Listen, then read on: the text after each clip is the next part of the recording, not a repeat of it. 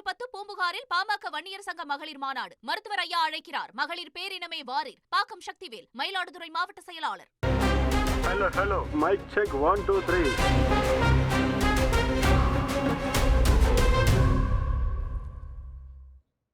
உயர் ஜாதியினர் மட்டும்தான் படிக்க வேண்டும் என்ற நிலையை தகர்த்தவர் காமராஜர்.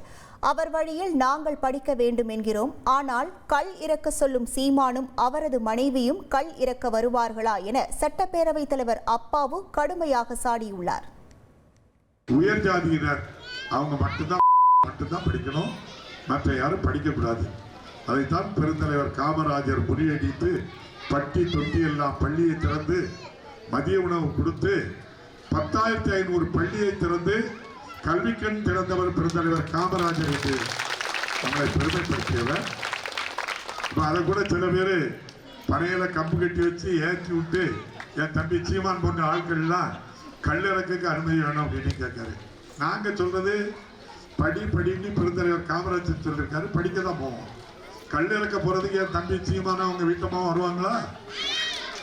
யார் போவா? இந்த ஊர்ல இருக்கக்கூடிய ரொம்ப ஏழ்மையில இருக்க ஒருதன் குடிப்பழக்கம் உள்ளவனை பனையற வச்சு அவன் குடிக்காக பனையறி எங்க ஊர்ல தெரியும். ராத்திரி கல்லை குடிச்சிட்டு வந்து சமையல் செய்து வச்சிருக்கக்கூடிய சாப்பாட்டை மனைவியும் சாப்பிட விட மாட்டான், பிள்ளைகளையும் சாப்பிட விட மாட்டான், விடிய தூங்கவும் விட மாட்டான். சொந்தம் வந்த வீடுகளில் போய் அந்த பிள்ளைகள் எல்லாம் வச்சுட்டு அங்கே ராத்திரி அழுதுகிட்டே இருக்கும், சாப்பிட்டுருக்காது. மறுநாள் காலையில போனா கெட்டாத்த போட்டு ஏசுவான், நீ எங்க போனா அப்படின்னு சொல்லி. இதெல்லாம் நாங்கள் கண்ணால் பார்த்து அந்த அநியாயத்தை பார்த்து தான் ஒரு தரம் பனையற போவேண்டாம், படிக்க வைய பிள்ளைய கல் இறக்க வேண்டிய அவசியம் இல்லை காமராஜர் சொல்லியிருக்காரு. பாமக, தேமுதிக போன்றவை கட்சி ஆரம்பித்தவுடன் கருணாநிதியை தான் எதிர்த்ததாக விடுதலை சிறுத்தைகள் கட்சி தலைவர் திருமாவளவன் தெரிவித்தார். அரசியல் களத்தின் மைய புள்ளியாக அச்சாணியாக இருந்து எதிர்க்கக்கூடியவர்களாக இருந்தாலும் ஆதரிக்கக்கூடியவர்களாக இருந்தாலும் அவர்களின் சிந்தனைகளை ஆக்கிரமித்துக் கொண்டிருந்த தலைவர் முத்தமிழறிஞர் கலைஞர் என்று சொன்னால் அது மிகையாகாது. தமிழக அரசியலில் கலைஞரை போல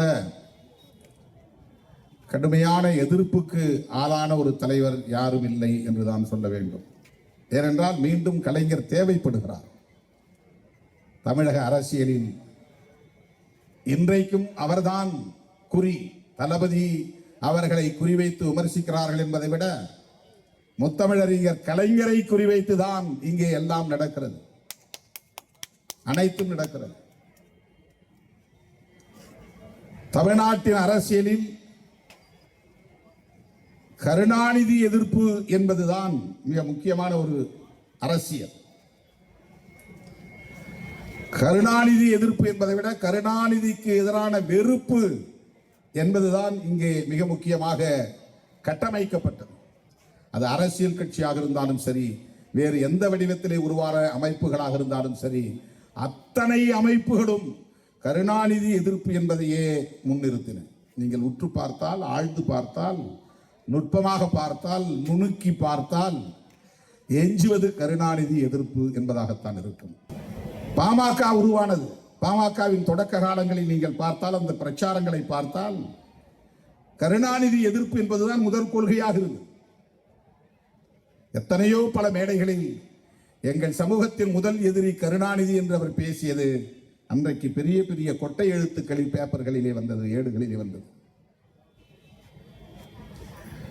ஒட்டுமொத்தமாக திமுக எதிர்ப்பு என்பதை விட கருணாநிதி எதிர்ப்பு, கலைஞர் எதிர்ப்பு என்பதே கட்டமைக்க பெற்றது.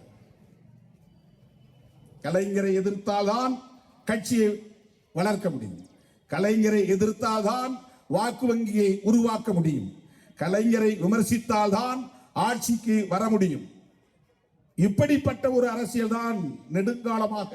எடப்பாடியாரும் அவருடைய அரசியலை நீங்கள் நாள்தோறும் பேசுகிற அரசியலை பாருங்கள். கொள்கைகளை பேசுவதை விட திமுக எதிர்ப்பு அல்லது கருணாநிதி எதிர்ப்பு என்பதுதான் அதில் முதன்மை இடம் பெற்றிருக்கிறது. தேமுதிக உருவான போது கூட விஜயகாந்த் அவர்கள் யாரை எதிரியாக நிறுத்தினார்? யாருக்கு எதிரான அரசியலை பேசினார்? Hello. Mic check 1 2 3.